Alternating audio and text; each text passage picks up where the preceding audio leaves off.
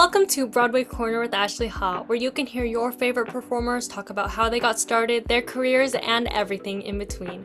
Make sure to follow me on Instagram and Spotify at Broadway Corner with Ashley Ha, and on my main Broadway account at Broadway_Corner on Instagram, TikTok, and YouTube. Thank you so much for listening. I hope you enjoy. Hi everyone, welcome back to Broadway Corner with Ashley Ha. I am so happy you are here and I hope you are having the best day ever. And we're here to talk about a very special show, once again, the 25th annual Putnam County Spelling Bee. And our very special guest plays everyone's favorite comfort counselor, Mitch Mahony. It is Manuel. Hi Matt, how are you? I'm doing fantastic. How are you? I'm good. I mean, it's getting warmer outside. I'm Oh feeling my great. gosh, Not yes. having to have a giant parka every time I go out. I think that's my favorite thing about it. Yes, I actually I got out this morning. I had some doctor's appointments and I was like, you know what? I think I'm gonna be cold. I'm gonna sacrifice being cold in the morning because I looked at the weather and was like, oh, it's gonna be 80 degrees and it's 58 right now. And so I was like, okay. And now I'm sweating. So I was like, okay, this is the kind of day that is gonna be kind of weak actually, because it's gonna be even hotter as the week goes on. Yeah, we're getting into that spring and summer vibes, and then we'll just be sweating every day, all day. Wednesday is like 90, so it's like, ooh, ooh, okay, Oh, same. August, just a cute little preview of August. Yeah, yeah. No, it's just gonna be here before we know it. After this terrible, actually, something random was during the like crazy blizzard was my family actually got to go see Spelling Bee during Oh like the first wow, one. yeah, That was just something that popped into my head. I wasn't with them at the time. I saw it later, but they went to go see it when most everything else had canceled and Spelling Bee was still yeah. going. And what's funny is my family came too. They're from Michigan, so they came in, and I was surprised that they even got to fly in Yeah. because so many flights were canceled. But yeah. Yeah, my family couldn't leave. They were trying to leave New York and they couldn't. So If it it's was not one thing, it's the other. yeah, just a crazy time. But Hmm. before we get started into all the questions that we have, I wanted to just talk about a couple of the great things that you've been a part of. So you Ooh, see Matt on Broadway in Ain't Too Proud, on tour with Girl from the North Country, Motown the Musical, and May We All, and on TV in Only Murders in the Building, which is one of my personal favorite shows ever. And so when I saw yeah. that, I was like, oh, okay, I have to go back and rewatch everything. I think that show is so funny. I just love the comedy within it, and obviously Yeah. you bring the same comedy chops to Spelling Bee, and so can't wait to chat all about that. But before we get into the bee, I just wanted to talk to you about like what is your background? Where did you grow up? Where did you go to school? And what really kind of started your love for theater? So I grew up in Detroit, Michigan. I grew up right down the street from Hitsville, USA. And it was, it's Motown music capital. So everyone knows everyone.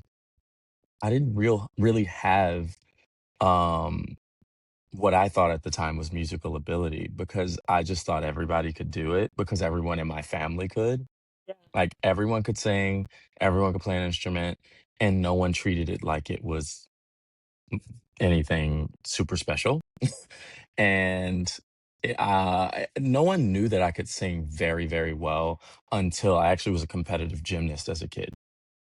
And at some point, I had to retire early, and I was very, very upset about it. I was about 13, about to turn 14 at the time. And my mom struck a bargain with me because I wouldn't stop sneaking out and doing all of my routines on the playground, which has no pads, no like mats or anything. So she was like, if you stop doing that, we can figure something out. We'll get you like a piano lesson or something. And my older brother was like, well, I kind of want a voice lesson. And she said, fine. So she schedules our lessons. We go. And when we arrive, our teacher switched our lessons. And that's how I found out I could really sing. And from there, it was just like, okay. But I was homeschooled actually for a long period of time as well. My mom homeschooled us. So my freshman year of high school, I took 3 classes, and they were all art based. So I took advanced choir, advanced weight training, and art, like actual drawing classes. My sophomore year is when I went full time into public school, and I loved it. But that's where my love of theater started. The very first musical that I ever did was Merrily We Roll Along. That's I a know. that's not a popular one to I do. know. My high school was very big on the musicals. Hmm. So we not only did the shows, but we had to build the sets.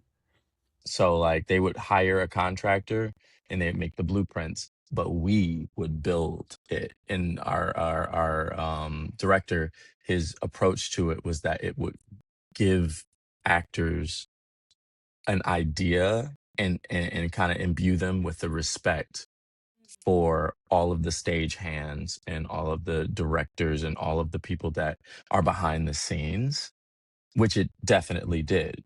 And so, um, yeah, I did it all the way through college. Well, I got to college. I was actually forced to make a decision. I was told you can sing or you can act, but you can't do both, which is a very strange thing to Yeah. say, but it that's how it happened. And so I went with music, and then I was told that I didn't have what it takes to be a singer. They told me I wasn't very good and I should go into business as a major. And so I left that school and went to a different school. I went to 3 different schools before I ended up staying at a place and, studying vocal music performance. But at the same time, I had secretly auditioned for American Idol and got it. So Yeah. I ended up leaving school, going to Hollywood, doing the show, and from then on, I just sang professionally. Um, but it wasn't until I hit maybe 24 years old. 24 years old is when theater started to kind of come back around, and I found myself with a little bit of time, and I was asked if I would audition for a show. And they were like, "It's not going to pay a ton, but it's something." And I said, "What's the show?" And they said, it's called the 25th annual Putnam County Spelling Bee. And this is 10 years ago. I said, "Okay." I auditioned for Mitch Mahony and I got it. And doing that show it was the piece that was missing. I was like, "Oh my God, this is what I should have never stopped acting." I missed it so much. And from there is when my career really started to take off. So it's amazing that 10 years later, I am doing spelling bee again. So yeah, it's very full circle. Yeah, it's just amazing. Like, you hear so many performers talk about like being in school and being told like you're not good enough or you won't make it in this industry or like Oh yeah. crazy stuff like that happens all the time to Hmm. very talented people, but it's just the pushing forward and not allowing people's ideas of what you can Hmm. or cannot do to really drive you, I think is those kind of people are the ones who find the most success because they have had so much to push up against. Not that you should Yeah. have to, but it's just the reality and just the fact that you did that and look at you now doing everything that you want to do. Like Hmm. you It don't have to was choose between one or the other. It's like everything is all yes. encompassing. Yeah, it took a while for me to kind of unlearn some of those things that my professors instilled in me. They instilled a Yeah. lot of self-doubt and second guessing. Hmm. I was well into working professionally thinking I can't dance, I can't sing that well, I can't do this. I don't know why I'm here and I'm scared of the day when they figure out that I'm not as good as they thought I was in an audition room and they'll fire me. And I remember saying that to one of my castmates when I booked Ain't Too Proud because I booked Ain't Too Proud. I didn't have an agent or a manager. I went to an open call audition and like 36 auditions later, booked it.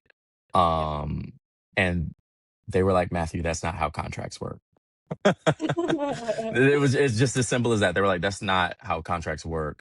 But you have to know that you are good. And playing David Ruffin actually forced me to face that, because I think a part of me thought being humble and showing humility was not ever being able to verbally say, I myself think I'm good. Mm, Like, I think I have what it takes. I can do that well.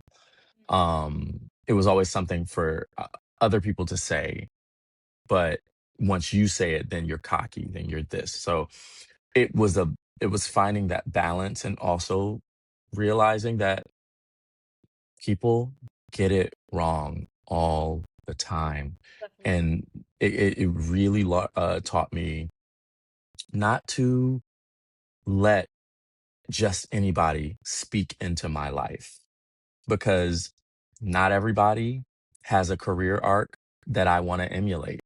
Not Yeah. everybody knows me well enough to speak into my life in a way that provides positive change. And so it's a it's a it's a privilege for someone to be able to do that. It's something that they earn. Um and so I've learned very quickly, okay, just because somebody has something to say doesn't mean it's actually applicable to me. Just because they have an opinion about me doesn't mean it's an opinion I have to internalize.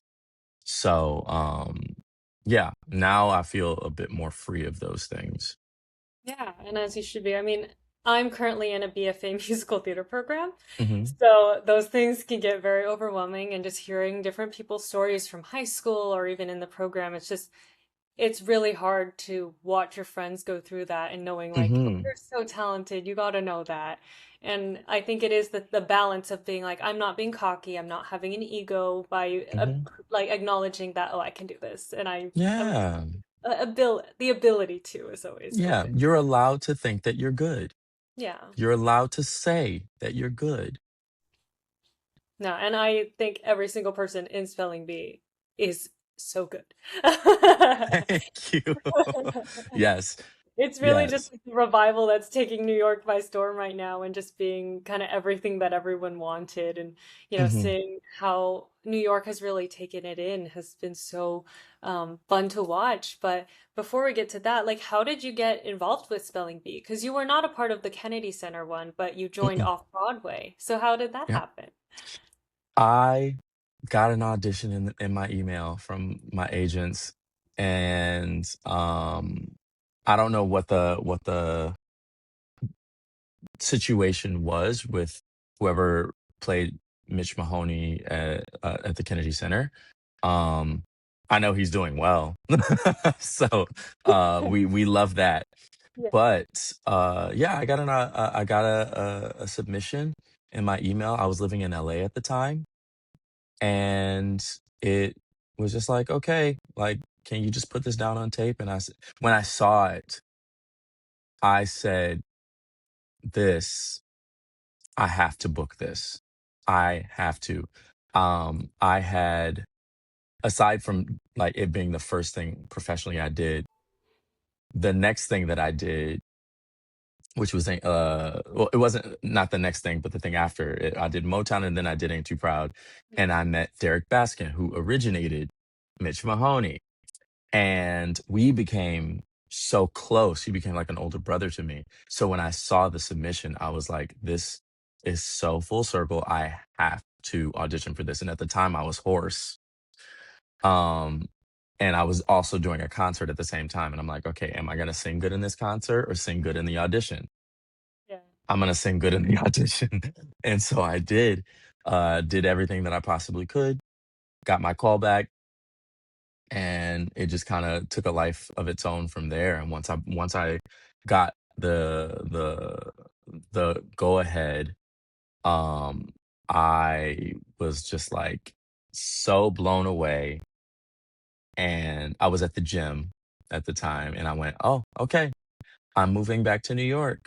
And so, yeah, I put everything in storage, came right back to New York. That's Mhm. wonderful.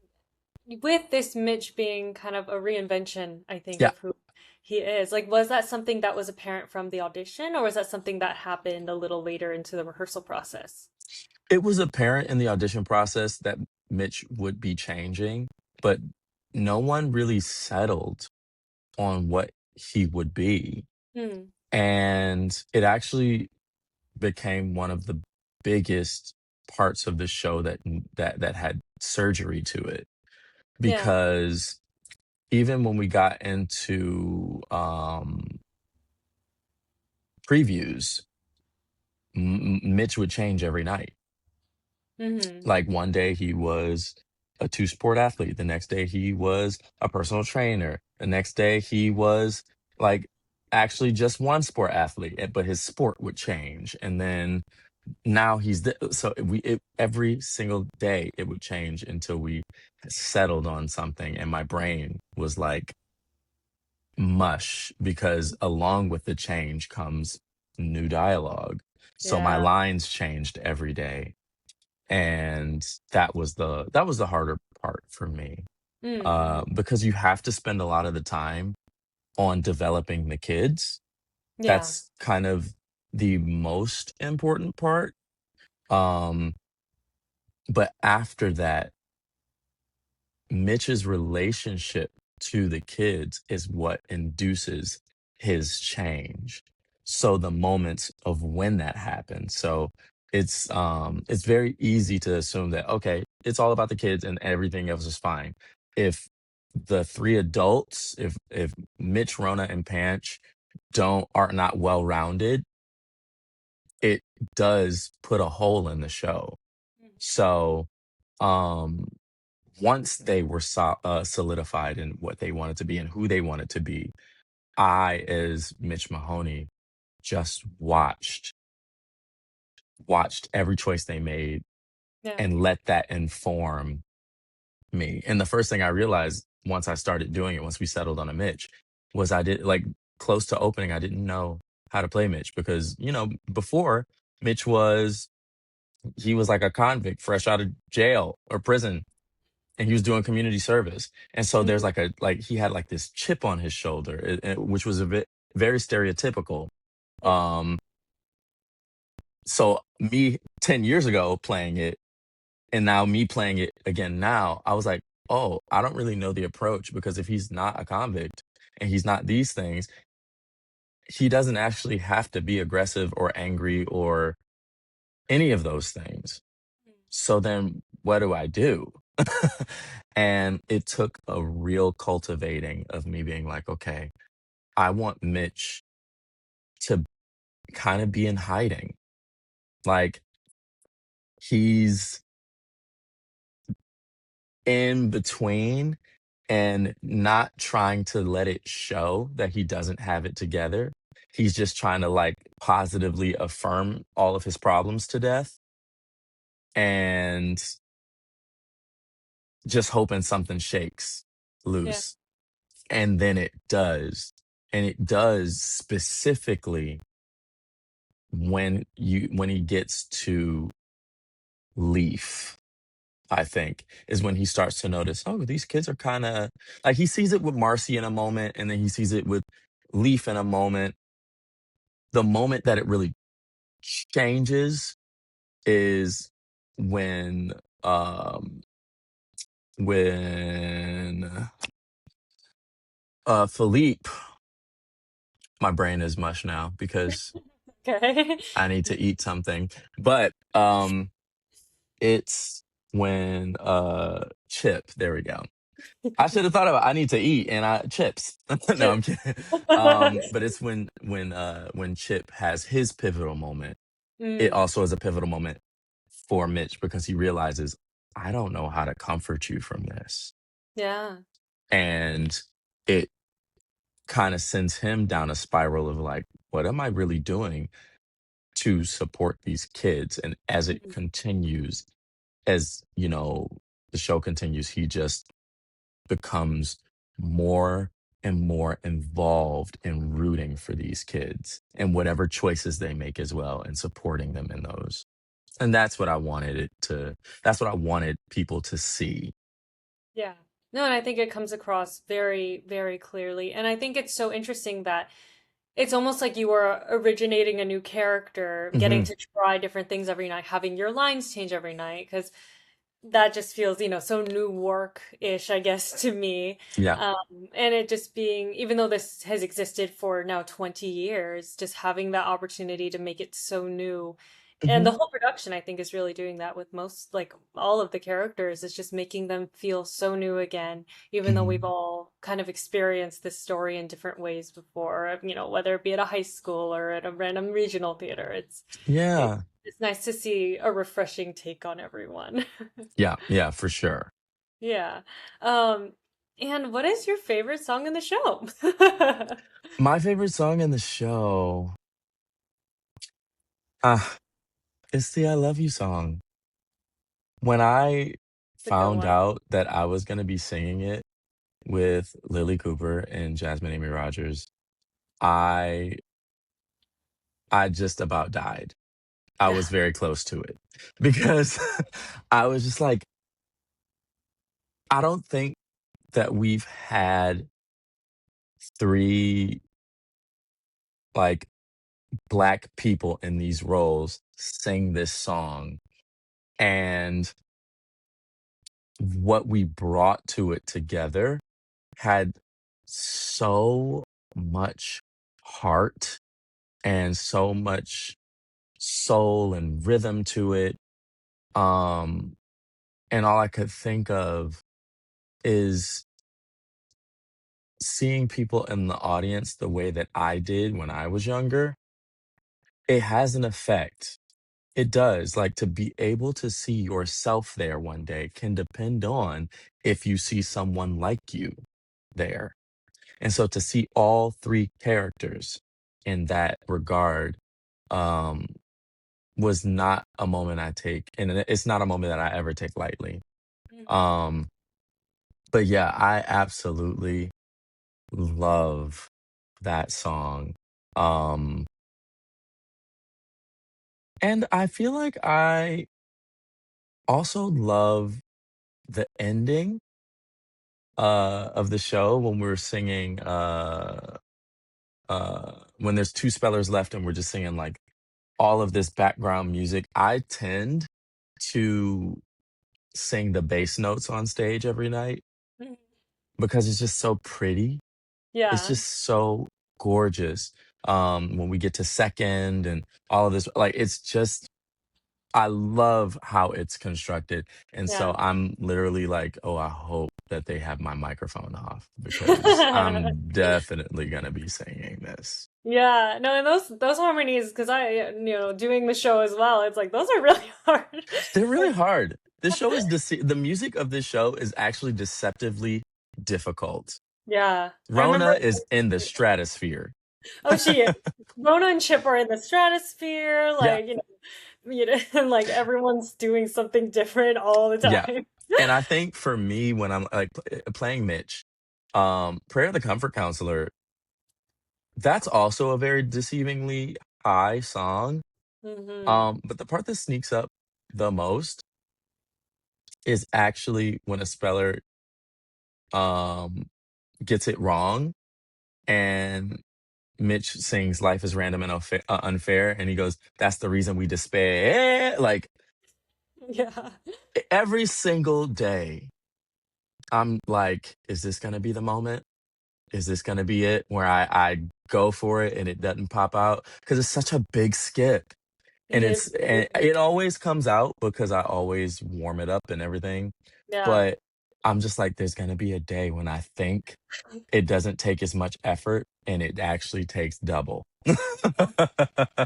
Yeah. Oh my gosh. No, yeah. All of Mitch's stuff, he just kind of comes out of the gate and you're like, whoa, everyone, like, Yeah. I remember when I did it, here, like, anytime Mitch would sing, everyone was like clapping and like, whoa, like, we didn't know Yeah. you had that in you. Like, where did it come from? Yeah. Yeah. And that's kind of where I live too. I love runs. I love to like that's just kind of my wheelhouse. And so when we were doing it, I said like, "Okay, tell me how much is too much." And they were like, "Nothing's too much." I was Yeah. like, "Okay." You're And like, you said it. so You you said said it. it. And so sometimes I like to change the runs. I'll like every couple days I'll change it just to kind of shock my castmates Yeah. So that's because why. they always think I'm gonna do something and then I'll do something else and they'll go like they always are freaked out. I love it. I love it. So that's why people need to go back so that they could see all the different Absolutely. It's different every single time. And if it's not, I will be. Yeah. Yeah, yeah. Going back to what you said with "I Love You" song being your Mhm. favorite song, like I splurged for like front, like air, front row ticket. I was like, I will enjoy this as much as I possibly can, and I just Mhm. happened to be right in front of you guys, like as you were singing "I Love You" song, and I was just up like this, like what is happening? Like Yeah. all of the vocals you all are giving are just out of this world. Like I can't believe that because it's a hard to show to do every single day. It's a really rough show to do. Yeah. And so just to see you guys like just shining in all aspects was really just such a fulfilling moment as an audience member. Just Oh, really it's thank just you. beautiful. Yeah. Yeah. I think we work well together. Yeah. We everyone is so wonderfully cast, but everybody's also wonderful humans. Mm. And because it's a small group, Mm-hmm. we're a lot closer than like most casts are. Like most casts are close. We're Yeah. even closer than that. Yeah. And I love that we love each other. And even on our days off, we're like talking. Everybody's in the group chat, everybody's sending stuff, everybody's just talking at all times. Um, and it is just such a privilege to have it. You know, I know that like when life is happening and I'm not feeling the best or I'm not in the best spirit, I always look forward to being with them on stage. It's Yeah. just it's a show that really lifts spirits, I think. Hmm. And it's just like an enjoyable time, even though it obviously is so emotionally touching as well. It just kind of has everything that you could possibly ask for in a musical. Oh, In my absolutely. Oh, opinion. yeah. Yeah, I Yeah. mean, when you go into it, you know exactly what the show is about. Like, you Yeah. don't have to wonder, nothing is, I think there are certain shows you go and see and you're wondering what the show has to do with maybe even the name of the musical and how that plays into it and when am I gonna understand? Yeah. You come in knowing this is the 25th annual Putnam County Spelling Bee. It's about a spelling bee. Someone's gonna win, many people will lose. Let's go. And I think there's a peace in knowing that, because you can just sit there and really enjoy it and take it in. And so there's really no other show like it. Yeah. Yeah, and when it comes to kind of taking it in, obviously with this show, because it is so small and everyone kind of gets their own moment, and Mitch Mhm. is kind of sat for quite a bit of the show. Is there a favorite moment you have to watch, like from your chair? Hmm. There are so many moments that happen, but there are also so many unscripted moments that probably shouldn't happen. Like, we communicate very well with our eyes. Yeah. Um, so I'm always looking at Kevin and Leanna. Um, but or Lily as well. Lily has a lot of my favorite moments Yeah. because her as Rona, she's just so tapped into the show. Um, her Rona is it gives I love kids when as long as they're winning kids. Like we love talented kids, we love this. She also gives kind of like I don't really care too much about any of this at all, actually. Like Yeah. superficially, I care. Yeah. Um, and so when she's in her role, she tends to do the funniest things. Um, she tends to say things or like just her mannerisms, and I just so enjoy her being a bit flippant with the kids. Like a kid will get out and she's just like, "Oh, well, that was lovely. Moving on." And like it's very that. Um, and so yeah, I enjoy those moments. I do love. I'm like, I wonder if this is a giveaway, but Okay. I'm sure everyone is. Justin does something in um I'm not that smart. Mhm. And I'm always it's right at the end and before and then like Panch screams at him, "Mr. Carly Bear." But so now you know what it is. But Yeah. yeah, it's those kinds of moments that are just like so crazy and I love to see the audience respond to that. Yeah. No, it's fun because it's like you almost get to be an audience member in your own show. Mhm. Way, and also for Mitch, like he's kind of experiencing all this a little newer than maybe the rest of them too. And so it's kind of just Oh like, okay, yeah. what's happening? Where am I looking? Where is this person saying? And so I remember also like even being Marcy, just getting to like watch that or watch audience spellers or whatever. It's just so also exciting. And then you're just like, wait, I Yeah. can't vote right now. You're like, I need to Yes. not do anything. Yes. I'm like, I have to wait until um the snack break to start emoting more. Yeah. Or just Anything like, before that, I'm like, you have to be deadpanned, Matt. You have to like you don't fully understand why you're here and you're trying to yeah, figure out why you should care. So like yeah, you can't care until you know what you're caring about. yeah. Um and in some instances I'm always like, "Oh my god, I hope the guest spellers don't think I'm so like mean." Because when I come in, I just am like, I'm Mitch doesn't know what he's doing. So he just comes in, he's like, "Oh, you got out, here's a juice box to get off the stage." Yeah. Like, and yeah, he doesn't know how to comfort a person, and that's what makes it funny because Yeah.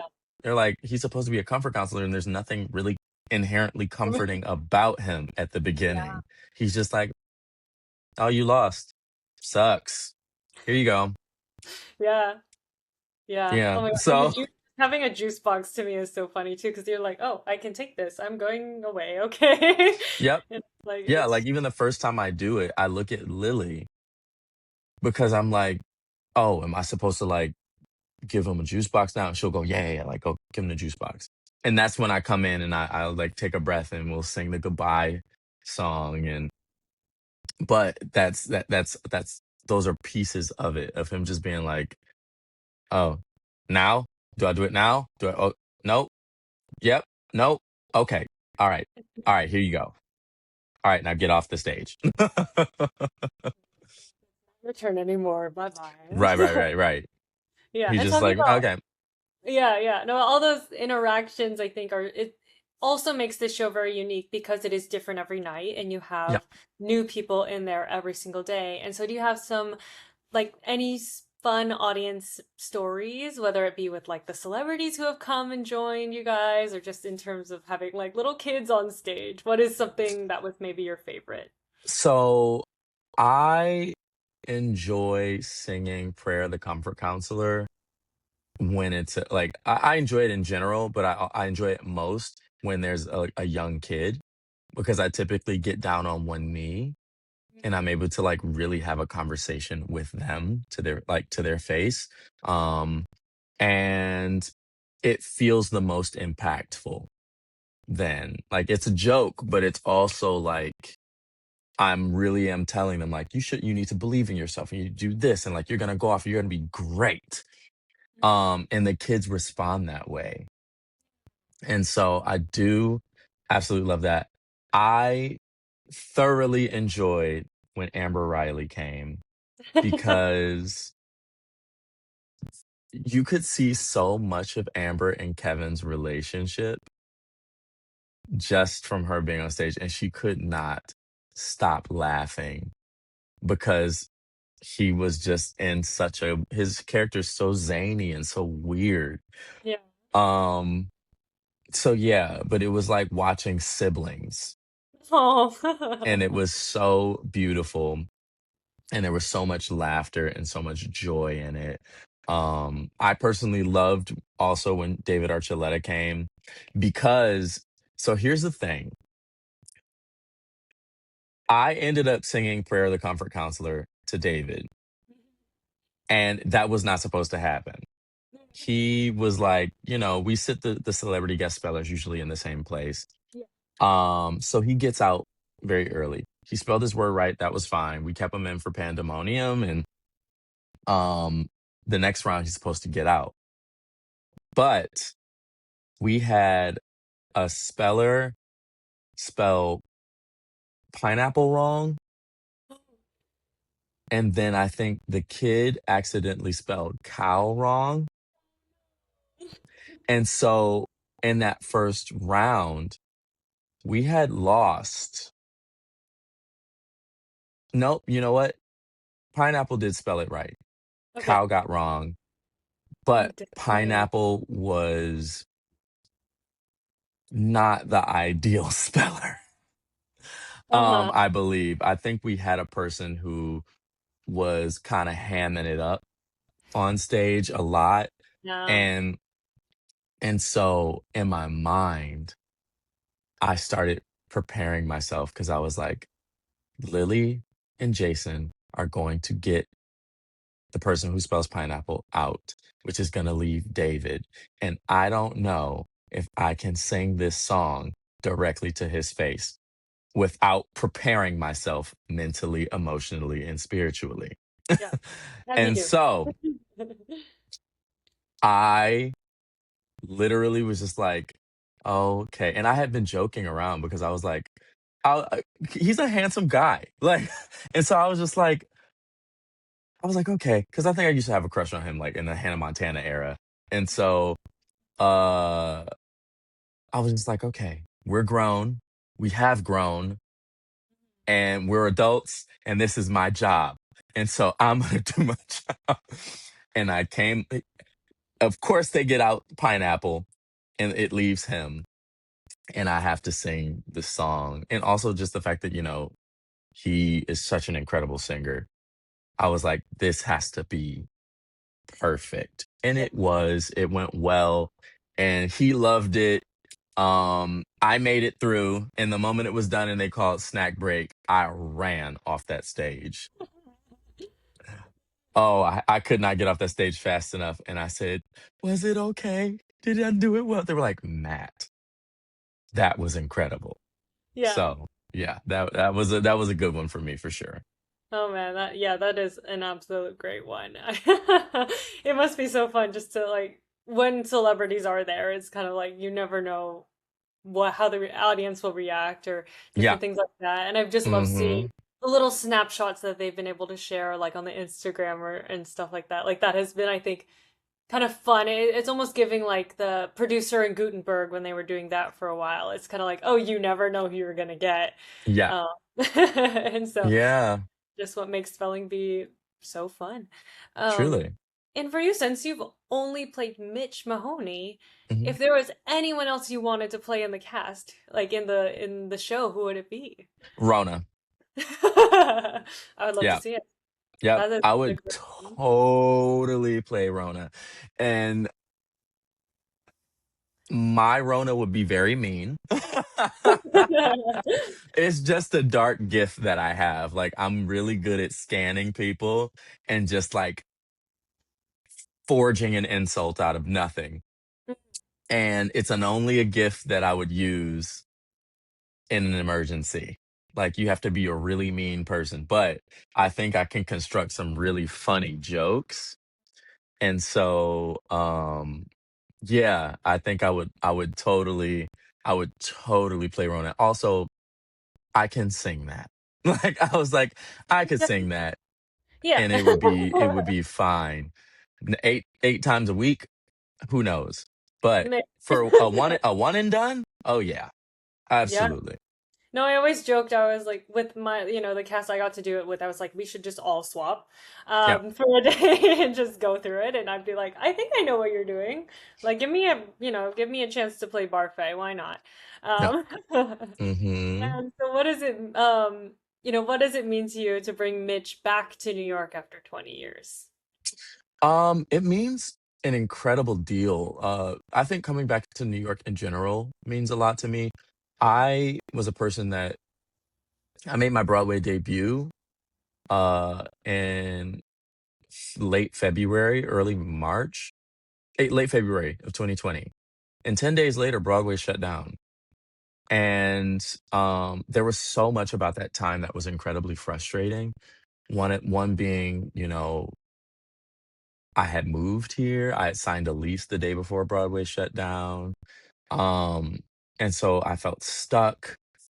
I felt robbed of like the start that I thought I was going to have. Um and so much. And so 6 years later, I'm actually doing a show and I'm able to stage door for the first time. I'm able to really be with people. I'm able to talk like do all of the interviews and really connect in a real way. um I'm able to this is my first time doing a show in the summer, like through the summer. So I'm just elated because it feels like a real beginning. um and also to play Mitch has just been the greatest honor because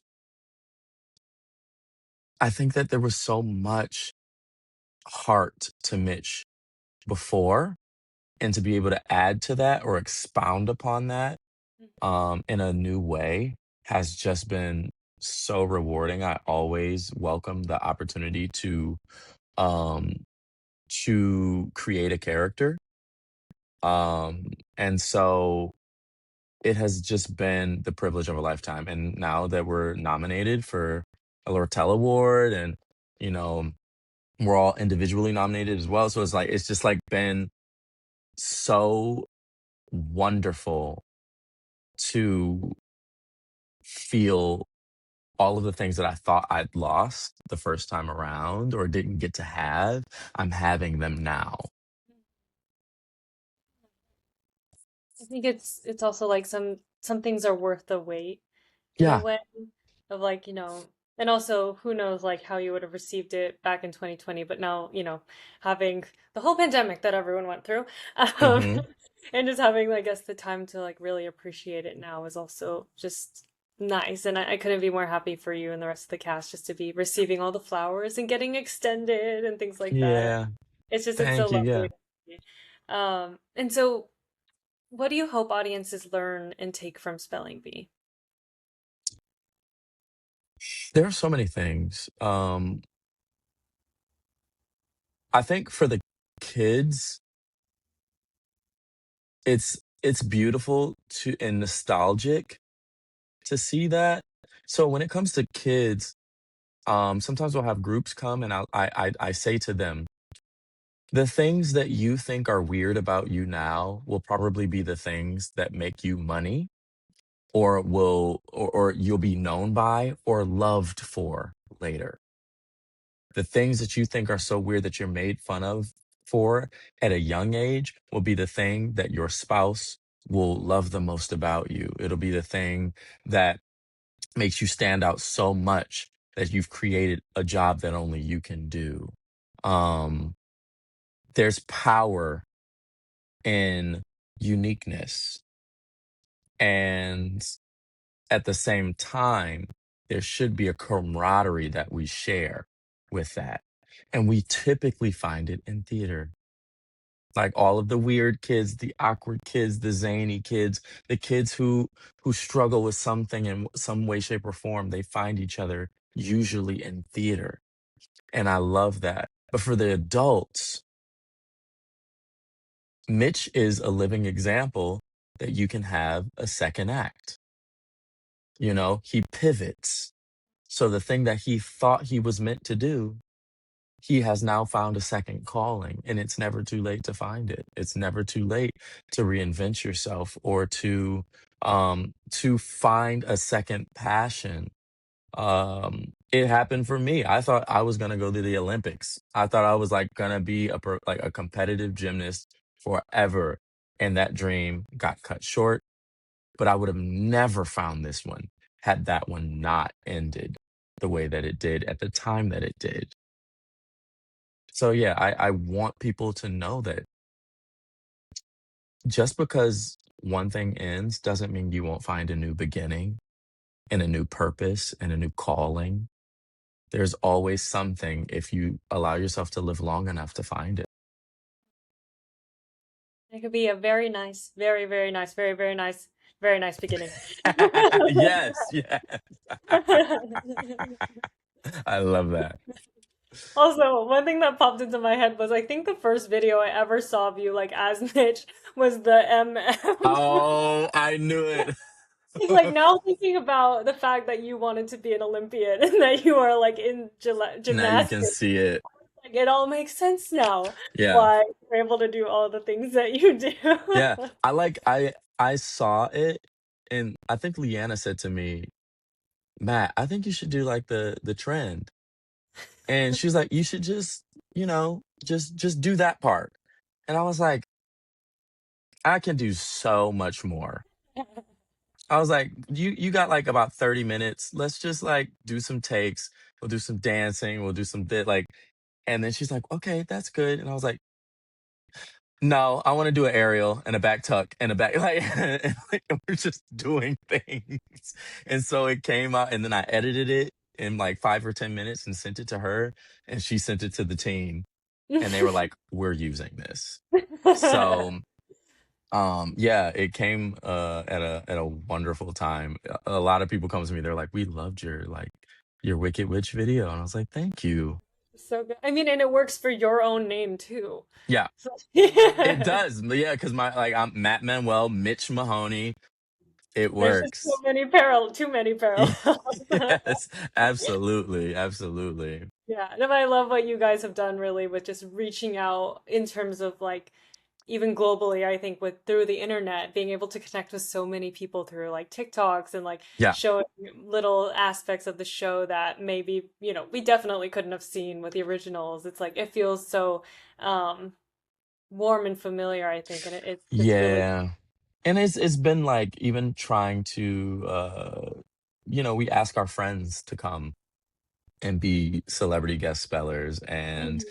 I think that has also just been amazing to have people come and experience it. And they be like, 'cause so many people are terrified about it. They're like, "I'm gonna spell, like, how am I gonna do that? And like, what if I win? What if I lose? What if they laugh?" And it's like, first of all, you're gonna be fine. But this is also part of what it means to grow up as these kids. So like all of what you're feeling is exactly appropriate and the energy you need, but you're well taken care of.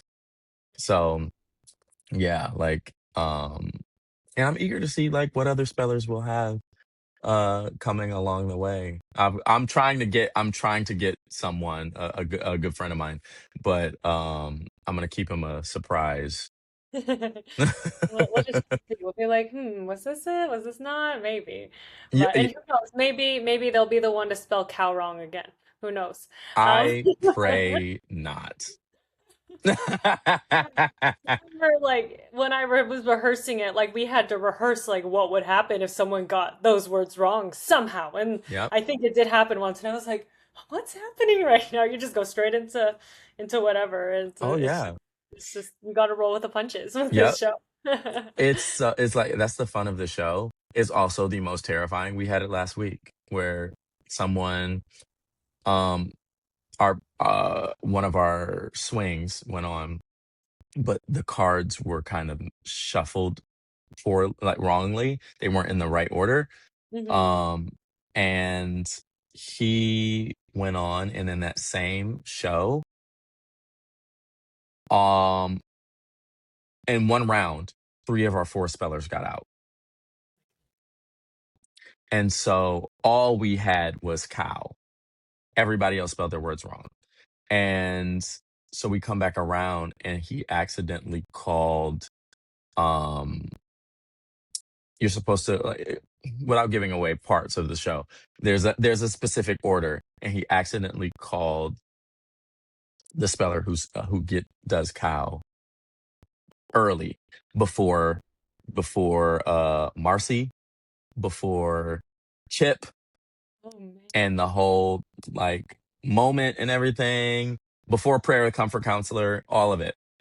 And we were like, if she gets out, And I there's was the like, I'm gonna have to sing Prayer of the Comfort Counselor before I even have any of my other moments. And so he asked her to come up, and he gave her a word, an easy word, and he said, it's spelled exactly how it sounds.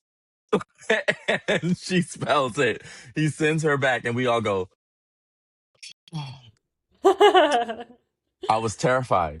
So, but it did work out. It worked out the way that it needed to work out. But it's fun when those things happen. He felt so bad, but we were like, listen, it happens, you Yeah. know? Yeah. So, yeah, we're with each other. Yeah.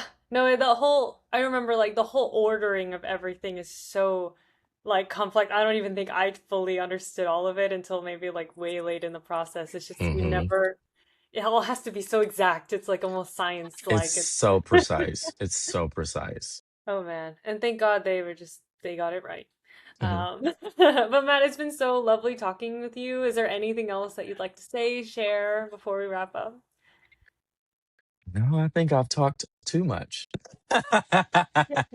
No, Never. I've had such a wonderful time. Thank you so much for having me on as a guest. And yeah, come and see Spelling Bee. We love even if you've seen it, literally it changes every night. So yeah, it's always fun. Yeah, yeah. No, there's I think it's a show that anyone could see 10 million times and it still be exciting and still Yeah. be fun. But yeah, make sure to follow Matt on Instagram at Manuel Music at just on Instagram. And please make sure to listen to all other episodes and go see Spelling Bee. Thank you so much for listening. Bye.